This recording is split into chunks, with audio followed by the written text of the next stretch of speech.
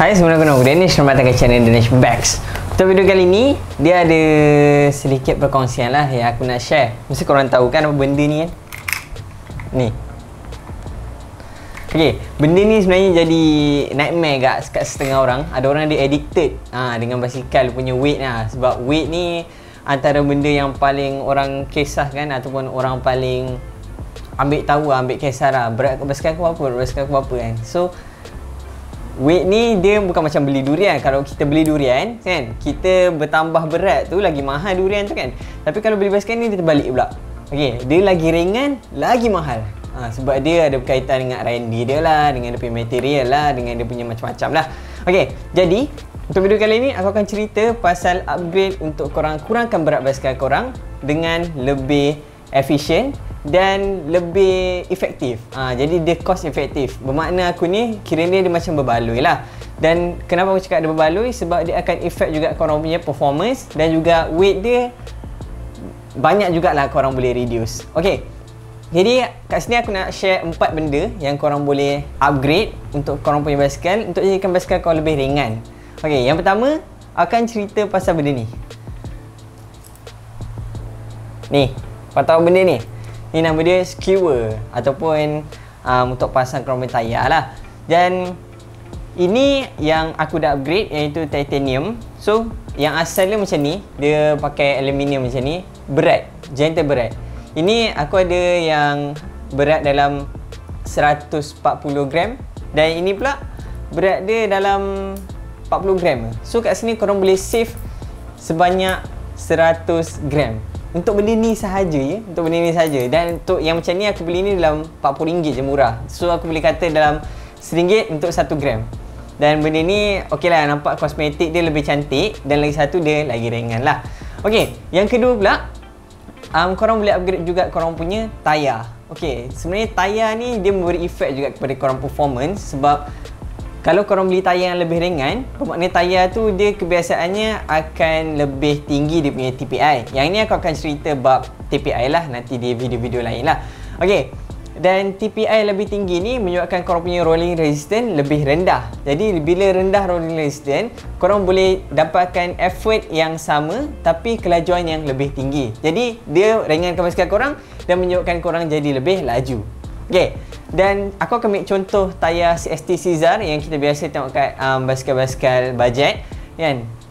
Berat dia dalam 325 gram macam tu lah. Tapi kalau kita pakai ke tayar yang lebih best, contohnya aku ada tayar Pirelli P0, berat dia hanya dalam 210 gram untuk satu tayar. Dan ini aku boleh kata dalam satu pasang sebiji basikal korang ada 2 tayar, korang kena ingat. Jadi kalau korang dah save 115 gram ataupun 100 gram per tayar, jadi kalau sepasang tayar korang boleh save 200 gram. Faham tak?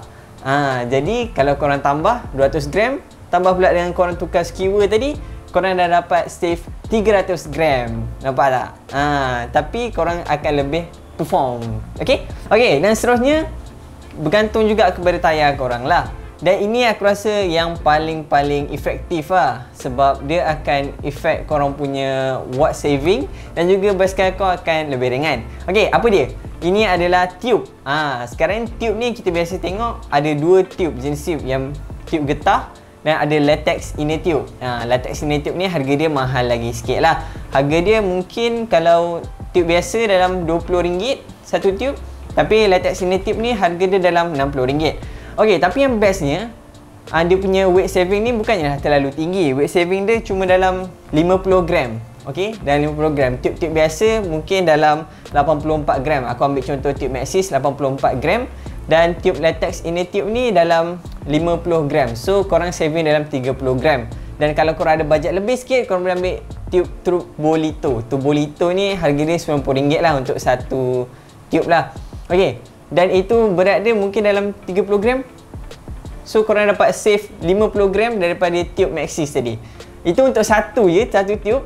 Kalau 2 tube, korang dah boleh save berapa? 100 gram. Nampak tak? Nampak tak? Korang dah hampir reduce 400 gram tadi dalam semua upgrade yang aku cerita tadi.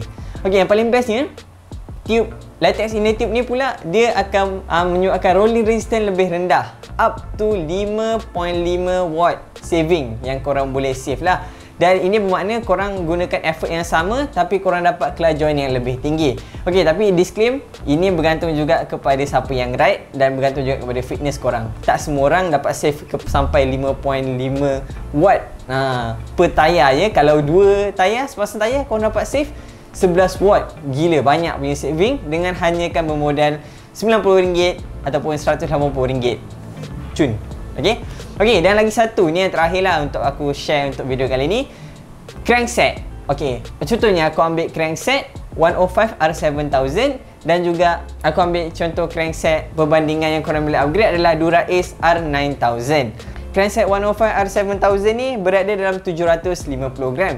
Tapi untuk crank Dura-Ace R9000 dia berat cuma dalam 615 gram. Kenapa aku ambil R9000? Kenapa bukan R9100? Sebab perbezaan harga dia. Crank 105 harga dalam RM600.